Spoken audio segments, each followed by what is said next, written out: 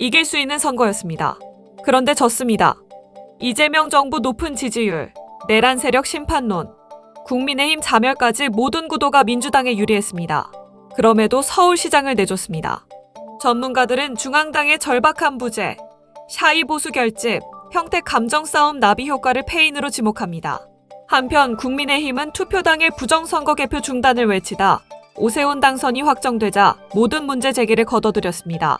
선거 전엔 부정선거, 선거 후엔 민주주의, 이 이중성의 실체와 민주당이 놓친 것들, 지금 냉정하게 짚겠습니다.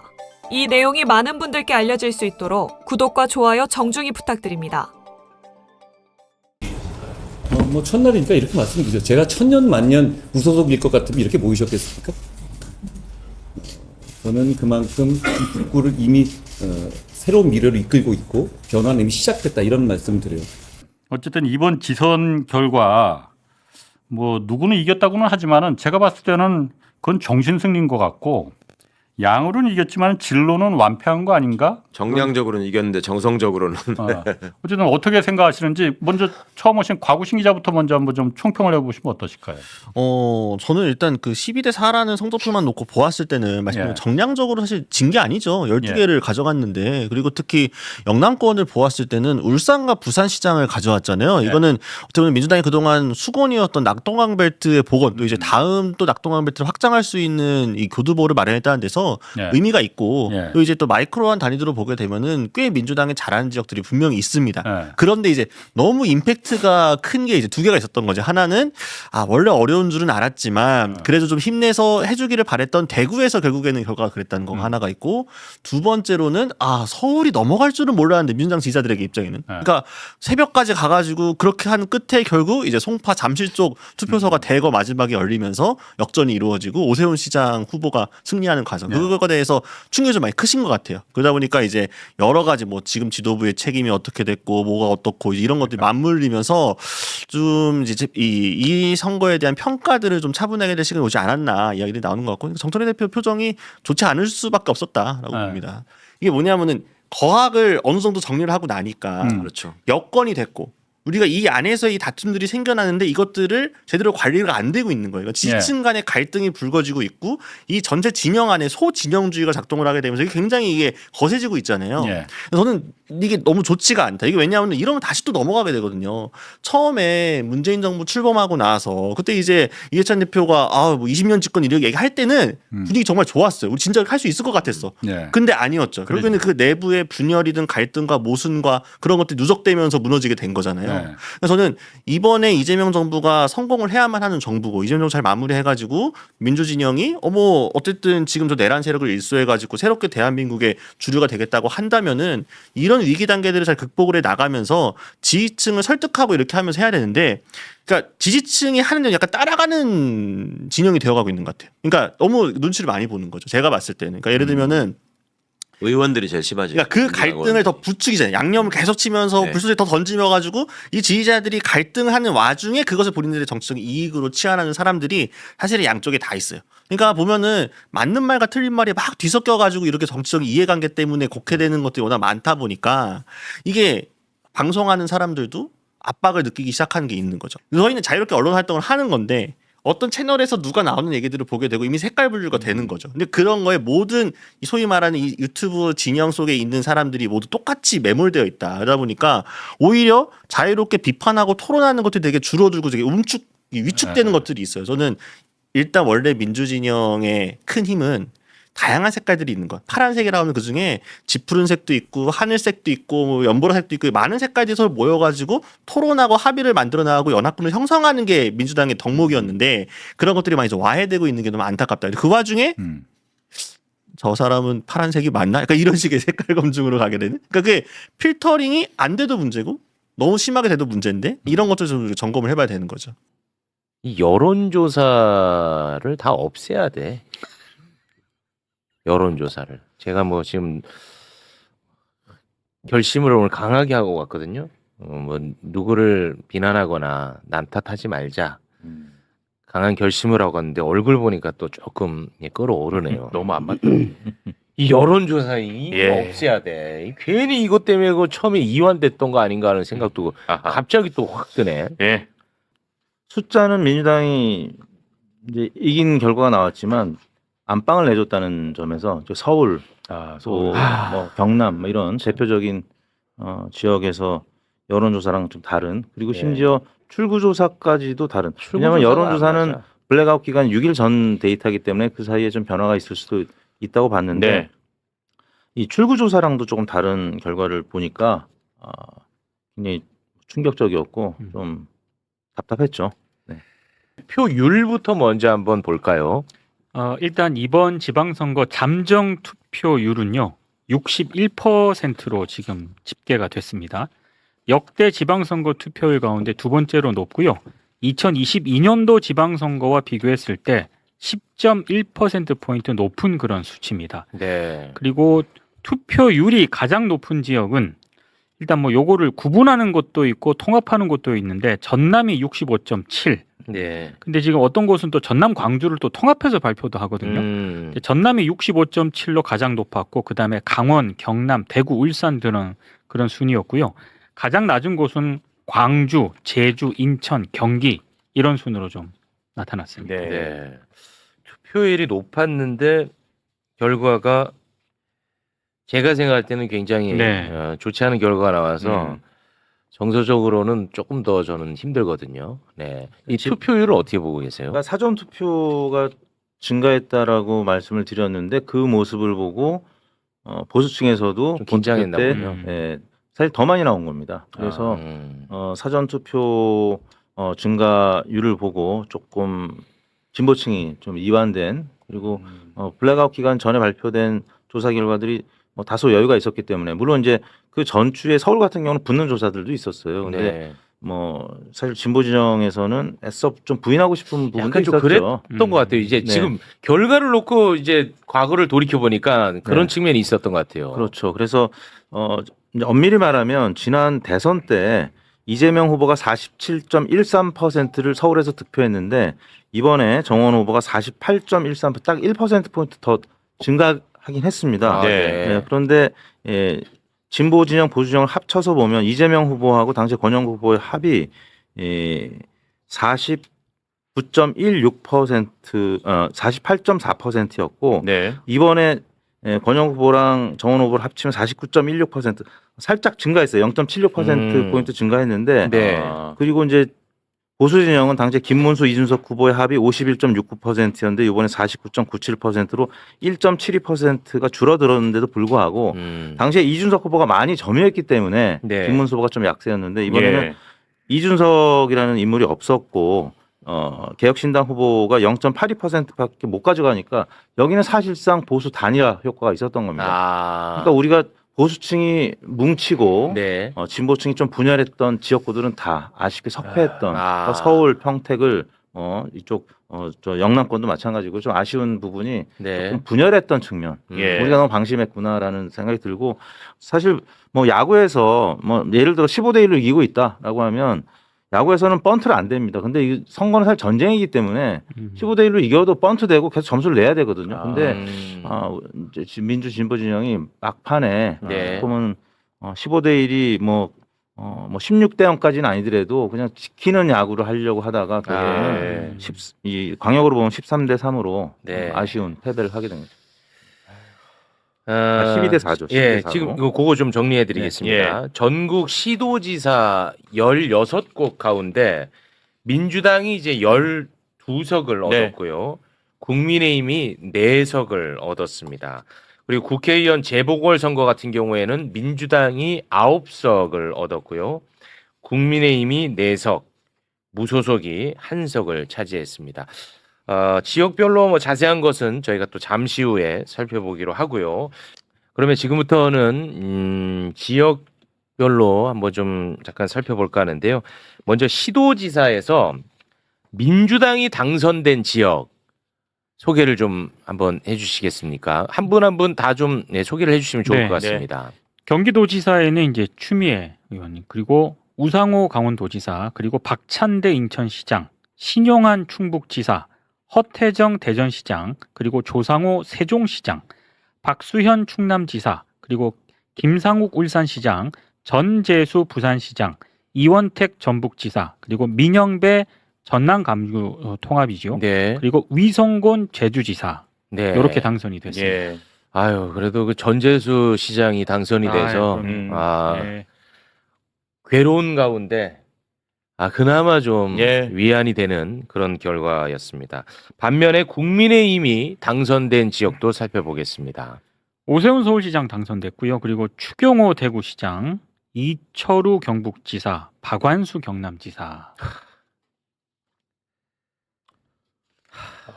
참 정말 참 좀 어렵네요. 힘드네요, 진짜. 네. 한 곳 한 곳 자세한 수치는 잠시 후에 또 살펴보기로 하고요.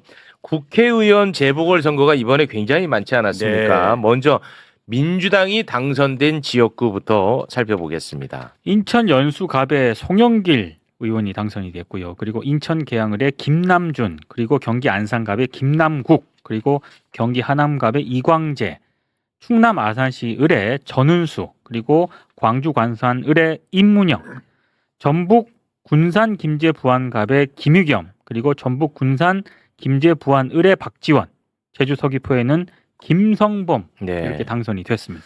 그래도 굉장히 어려운 싸움을 해서 이긴 이광재 의원 당선이 그럼요. 예. 굉장히 또 위로가 예. 되는 여기도 그런 진짜 당선입니다. 막판까지 여기 접전이었습니다. 여기 어렵다고 했잖아요. 어렵죠. 근데 예. 진짜 역시나 개표하고 봤더니 쉽지 않았어요. 진짜 어렵게 예. 당선이 됐더라고요. 네. 네. 반면에 굉장히 이 부분이 좀 고통스러운데 보수가 당선된 지역구도 좀 살펴보겠습니다. 평택을의 유이동, 충남 공주 부여 청량의 윤영근, 대구 달성군의 이진숙, 그리고 울산 남구갑의 김태규, 부산 북구갑의 한동훈. 할 말이 없습니다. 제가 진짜 유이동과 한동훈만큼은 절대 안 된다. 최후 앵커는 그 두 정말. 분이지만 두 사람이지만 저는 이진숙과 김태규만큼은 개인적으로 도저히 안 된다 이랬는데 네 사람이 다 됐습니다. 일단 한 곳 한 곳 자세한 수치는 잠시 후에 좀 살펴보기로 하고요. 이 결과 어떻게 분석들 하고 계시는지 좀 궁금합니다. 뭐 이런 말 있죠. 졌지만 잘 싸웠다는 젖잘 싸는데 이번에 뭐 이겼는데 못 싸운 것 같습니다. 이모싸라는 단어가 적절한 표현이 아닌가 싶은데 당연히 가져와야 될. 예를 들면 제가 이제 지난주에 광역단체장 16개 중에 뭐 15대 1에서 아무리 못 잡아도 뭐 14대 2나 13대 3 정도. 그래서 아예 12대 4는 우리가 그 표에 넣지도 않았었는데 서울이 이제 안방을 이제 내주게 되면서 굉장히 충격파가 컸고 뭐 이 평택을 같은 경우는 사실 과거에 이제 노태우 대통령이 당선됐을 때처럼 그 YSDJ가 삼김이 분열이 되면서 30%대로 당선이 됐던 노태우 대통령을 얘기하면서 설마 했는데 유이동 후보가 당선이 되는 결과를 나타내면서 사실 이 뭐 정치가 굉장히 앞으로 뭐 계속 발전을 해 나가겠지만 이게 우리가 원하는 만큼 속도를 내지는 못한다라는 거고 이재명 대통령도 2020년도에 우리가 당선될 거라고 생각을 했는데 5년이나 또 늦게 당선되면서 또 뭐 지금 너무 잘하고 계시지만 또 민심이 천심이고 천심의 때가 있는 거겠지만 막상 우리 유권자들이 받은 충격파는 굉장히 클 거고 네. 또 4년을 또 기다려야 되니까 많이 좀 힘겨우실 것 같은데 뭐 그 노래도 있고 또 어떤 그 작품도 이 쇼 머스트 고온이라는 작품이 있거든요. 네. 쇼는 계속되어야 한다. 우리 민주 진보 진영에서 이번에 그냥 전쟁 딱 끝내고 그냥 네. 좀 편안한 뭐 4년 보내려고 혹은 뭐 다음 총선까지 2년을 보내려고 생각했던 것 같은데 역시 전쟁은 쉽게 끝나지 쉽지 않는다라는 않죠. 거죠. 네. 참 뼈 아픕니다. 예, 그리고 개인적으로도 좀 많이 죄송하기도 하고 너무 좀 가슴이 아픕니다. 근데 이 보면서 진짜 이 민주 진보 진영의 정치는 참 어렵다. 소위 말하는 보수는 사실 뭔 짓을 해도 기분값이라는 게 존재해요. 그 참 그래서 이게 엄청나게 어려운 싸움인 것 같아요. 좀 시간이 지나면 세상이 좀 진보적으로 바뀌지 않을까. 왜냐하면 저희 때는 이제 60대 이상은 보수고 3, 40대 진보고 20대는 당연히 진보로 커 올라오고 있고 근데 예. 이제 386 세대가 50대, 60대가 되고 40대도 이제 뭐 진보 세대로 분류가 되고 있는데 이번 출구조사 서울시장 결과를 보면은 20, 30대는 완전히 보수인 게 또 확인이 됐거든요. 네. 그러니까 세상은 진보만 하는 게 아니라 또 때로는 2보 전진, 뭐 1보 후퇴 뭐 이런 모습이 계속 반복이 되고 네, 있고 지금 이거 보면은 뭐 이게 이제 뭐 확실하다고는 볼 수 없습니다만 예. 그래도 우리가 지금 확인할 수 있는 데이터가 이거밖에 없으니까요. 보면은 20, 30대가 와, 차이가 예, 오세훈 후보를 굉장히 많이 예. 선택을 했습니다. 저는 그리고 또 굉장히 개인적으로 놀랬던 게 40대가 오세훈을 엄청 많이 선택을 했더라고요. 그렇습니다. 그리고 지난 제 8회 지방선거 때 2018년도 때 제 7회였군요. 그때 서초구만 기초단체장 국민의힘이 가져갔었는데 이번에는 무려 9개나 가져갔어요. 그러니까 네. 이제 부동산 문제, 그러니까 이념 문제에 앞서서 자기의 개인의 자산의 문제, 실리의 문제 이런 부분과 관련해서는 뭐 이런 계층을 떠나서 굉장히 또 다른 시각으로 접근하는 우리 유권자들의 모습을 볼 때 네. 우리 민주 진보 진영에서 특히 이런 자산의 문제, 그다음에 연령대와의 이 소통 문제, 20, 30대가 답답하다고 소통을 안 하면 안 되고 굉장히 오랜 시간이 걸리더라도 네. 또 설득하고 소통하는 시간이 필요하다라는 거죠. 네. 뭐 이유야 뭐 만들기 나름이고 붙이기 나름이고 어마어마하게 많겠지만 네. 제가 이제 개인적으로 좀 느꼈던 건 어제 제가 개표 방송을 예. 국민의힘 패널들과 함께 하지 않았습니까? 근데 그분들이 가장 신날 때가 평택을 그리고 전북도지사 얘기할 때 너무너무 신나하더라고. 그러니까 그 지역구를 얘기할 때 신난다는 것은 요 지역구에서 소위 민주진보 진영이 완전히 분화한다고 받아들이고 있더라고요. 예. 그래서 그 얘기할 때는 굉장히 신나요. 네. 너무 흥분되고 신나더라고. 설레고. 그렇죠. 그래서 뭐 여러 가지 뭐 분석이 나올 수 있겠지만 이분이 저는 굉장히 좀 뼈아프게 느껴졌습니다. 그러니까 저들은 특이할 정도로 죽고 살고 싸우는 것처럼 보이지만 이익이 맞으면 언제든지 합치거든요. 우리는 그게 잘 안 돼요. 우리는 그게 잘 안 되는 경향이 네. 있고 어느 순간은 이제 정서를 건드리면 안 되는데 싸우더라도 서로 이해관계 때문에 또 이성적으로 싸우는 건 괜찮아요. 저는 건강하다 보거든요. 근데 네. 서로의 감정을 훼손시키는 방식으로 싸우거든요. 이건 저희가 보기엔 선거에는 가장 최악의 것이라고 생각해요. 네. 우리가 그 부분에서 조금 내부의 금이 그어진 것이 문제가 아니고 그 금의 정서적인 것이 너무 강했다 하는 생각이 듭니다. 근데 조금 디테일하게 좀 볼 필요는 있는 것 같습니다. 네. 이를테면 아직 집계 이게 연령대별 투표 성향이라든가 이런 것도 나중에 집계가 되지 않습니까? 근데 어제 방송사 출구조사만 놓고 보면 서울 같은 경우에는 정원호 후보에 대해서 20대 남자들이 지지한 거는 지난번 송영길 그 지난 지방선거 때 그때랑 비슷한데 20대 여성들이 지지한 거는 좀 많이 줄었더라고요. 그러니까 오세훈 쪽으로 더 갔다는 그런 얘기고. 그래요. 그리고 김부겸 대구시장만 하더라도 김부겸 후보 쪽으로 또 20, 30대 투표 성향들을 보면 꽤 많이 갔습니다, 이번에. 그러니까 이거는 단순히 20, 30대가 뭐 보수화됐다 이렇게 뭉뚱그려서 얘기하기보다는 네. 각 지역별로 어떻게 뭔가 투표가 갔고 이게 특수성이 디테일하게 있었다. 좀 구분해서 예. 좀 평가해 볼 필요는 네. 있을 것 같아요. 그러면 저희가 그 관심 지역구 한 곳 한 곳 조금 디테일하게 좀 살펴보겠습니다. 서울시장 얘기가 계속 나왔으니까 서울시장 여기가 아직 그 개표가 완료가 되지는 않았거든요. 예. 그런데 이제 잠정적인 결과가 나왔으니까요. 소개를 좀 부탁드리겠습니다. 네. 오세훈 후보가 49.15%의 득표율을 얻은 것으로 일단 잠정 집계가 됐고요. 그리고 정원호 후보가 48.13%. 네. 네. 뭐 당락에는 변화가 없을 것 같아요. 없습니다. 네. 네. 이거는 진짜 너무너무 충격적인 결과잖아요. 이건 뭐 사실 아마 국민의힘에서도 상상하지 못한 결과였을 거예요. 그래서 선거 무효 얘기도 나오고 그렇죠. 그랬거든요. 네. 이 어디서 이렇게 민심이 바뀌었을까요? 일단 아까 정청래 대표께서 얘기하신 것처럼 이제 단일화나 연대 방법론과 관련해서 진지하게 생각할 때가 됐습니다. 지난번 우리 이제 민주당과 조국혁신당이 합당 과정을 두고 워낙 내용을 겪고 상처가 있기 때문에 이걸 다시 재론하는 게 또 지금 당장 선거가 이제 끝난 상황이 너무 고통스럽긴 한데 일단 정청래 대표가 이제 화두를 던졌으니까 단일화 연대가 잘 된 곳은 울산입니다. 울산은 그렇습니다. 진보당하고 굉장히 모범적으로 단일화가 되면서 예.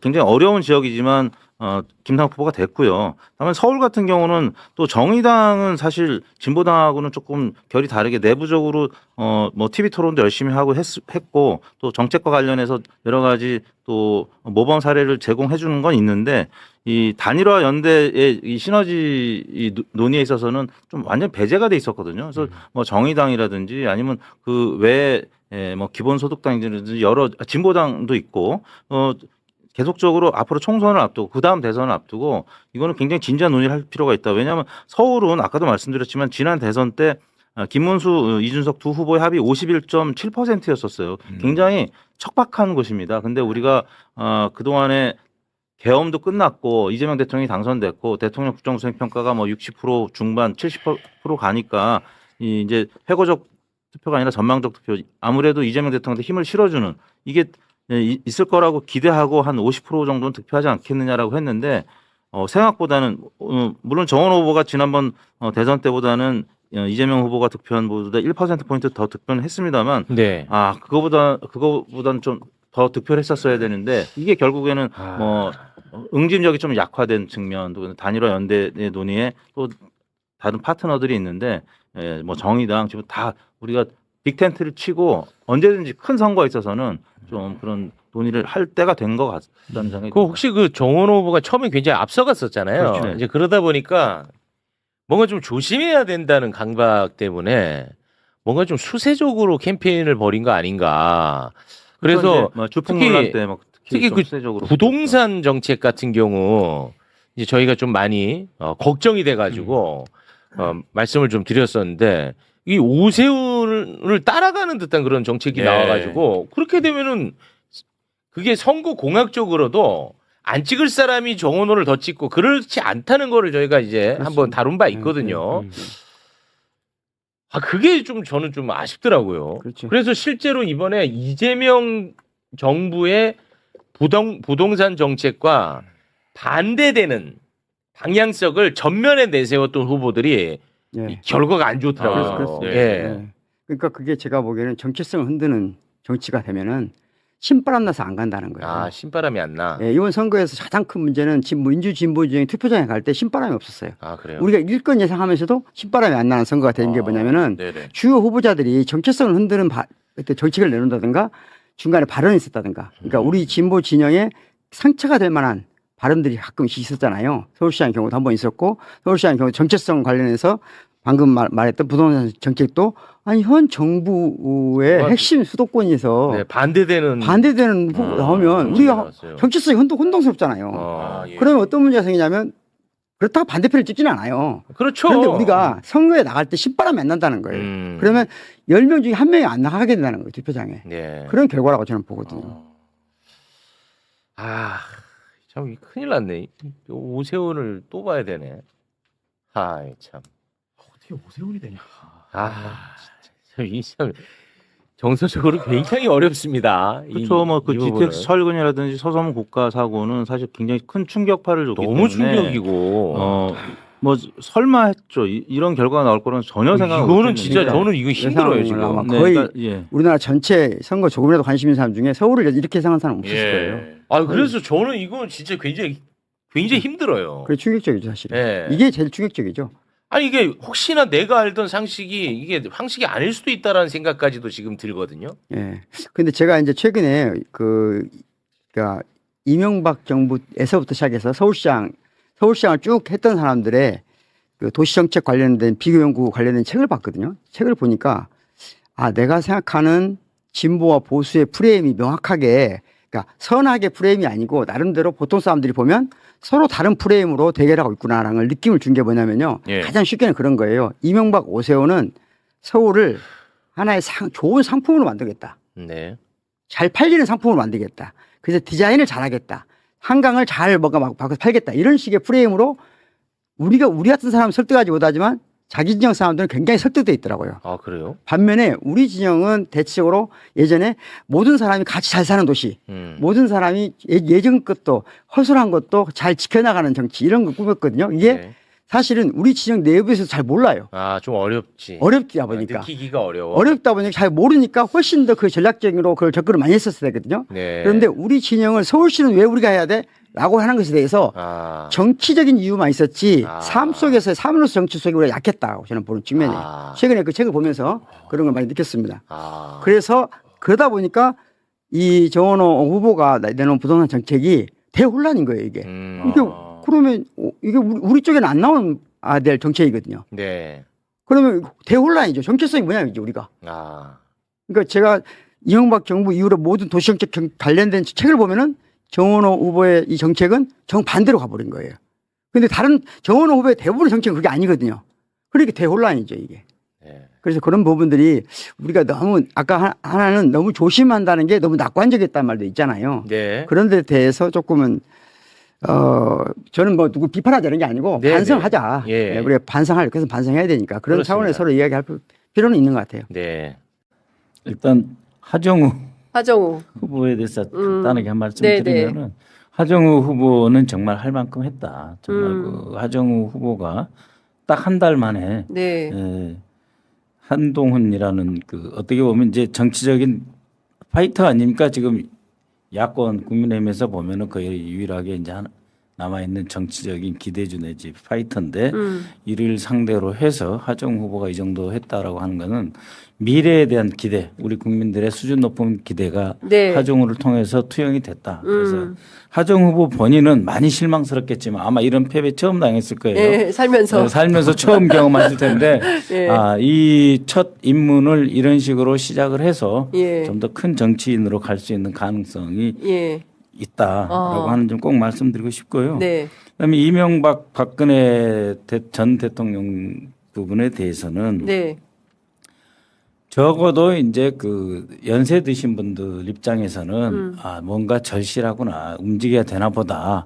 또 교차 투표를 하고 싶어서 정말 이번에 김부겸 후보님을 찍으러 가야지 합리적 선택을 하고 싶었는데도 불구하고 못 온 그래도 한 1, 2% 정도에 대해서는 좀 영향을 미치지 않았겠나. 네. 그래서 역시 이 부분도 어떤 실제로 그 여론과 민심이 다르다고 하잖아요. 예. 그러니까 민심 측면에서의 어떤 그 정서적 효과는 조금은 있었을 거다. 그 대구 경북 지역에 대해서 충북까지는 제가 잘 모르겠습니다만 대구 경북에 대해서는 최소한의 정서적으로 한 번 더 생각해 봐야 되나 하는 정도의 효과는 있었지 않았을까. 그러니까 서울의 이명박의 등장도 영향을 미쳤을까요? 크게 영향은 미치진 않았겠다 이런 생각이 들지만은 또 그 오세훈 후보와 이명박 전 대통령의 어떤 학맥이라든지 이런 쪽은 조금은 작동하지 않았을까 생각합니다. 아까 댓글창에 보니까 강남 서초에서 17만이 쏟아져 나와가지고 투표를 했다. 그래서 어디론가에 몰표를 한 거 아니냐라는 그 판단을 좀 하고 계시는 애청자분들이 계시는데요. 그건 어떻게 봐야 됩니까? 그게 애초에 더불어민주당 경선 과정에서 등장한 몇 가지 논리가 있었습니다. 그러니까 강남권에서 어느 정도 먹히는 후보. 득표력을 가진 후보가 나가는 게 막판에서는 유리할 것이다. 네. 두 번째 지금 사실 이걸 뭐 고향 이런 걸 따지기는 좀 그런데 선거 공학적으로 따지면은 서울 같은 곳에서는 그 호남 출신 후보가 과연 확장력을 발휘하는데 괜찮을 것인가. 물론 세상은 바뀌었지만 세상은 바뀌었고 정원호 후보가 이길 뻔한 거니까 이건 대단한 거죠. 호남 출신 더불어민주당 후보가 이렇게까지 득표를 많이 하는 거는 처음인 것 같아요.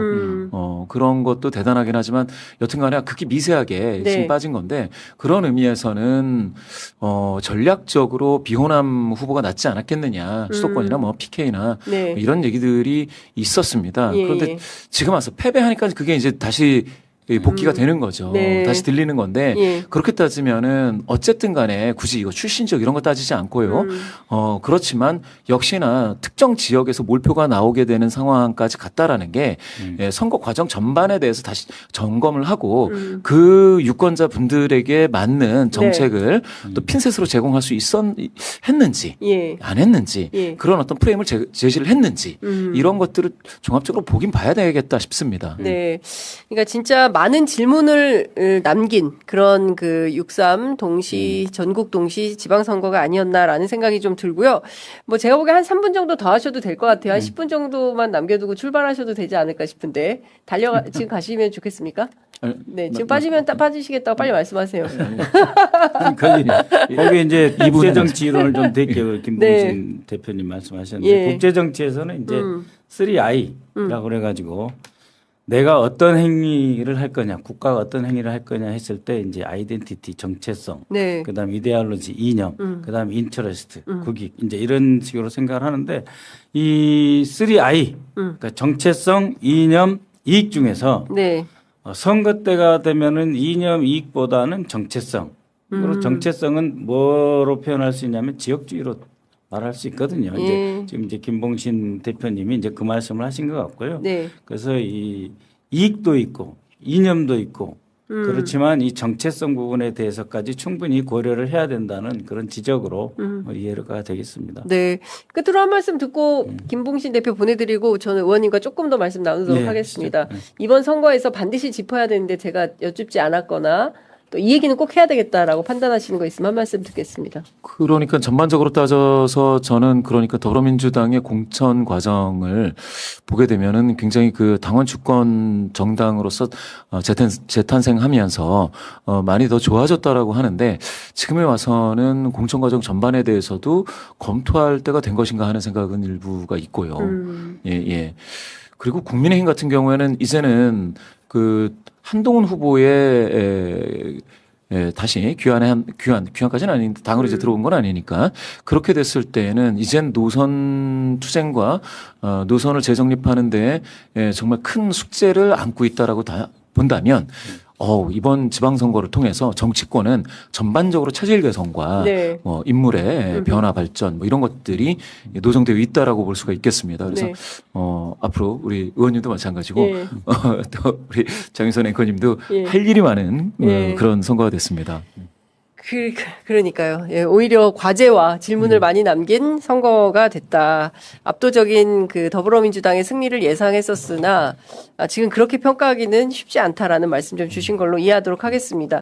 이재명 정부 집권 초기에 벌어지는 선거이고 이재명 정부에 대한 평가가 이번 선거를 결정하는 가장 중요한 변수이겠지만 그렇게 해서 만들어지는 선거 결과는 역설적으로 이번 정부의 지금까지의 성과에 대한 평가나 향후 전국 운영의 방향을 지시해 주는 것이 아니라 오히려 차기 정권은 누구에게 갈 것인가의 문제를 아주 조기에 점화시킬 가능성이 매우 높다는 점. 따라서 차기 당권은 바로 차기 대권을 의미한다고 받아들여질 거라는 점. 그런 의미에서 이번 선거는 이재명 대통령의 후광을 입거나 그 빛의 화상을 입는 선거인 동시에 그래서 결국 차기 대권은 누구를 가리킬 것이냐라는 데 초점이 맞춰지는 상당히 기이한 선거가 될 것 같다는 게 지금까지의 제 진단입니다.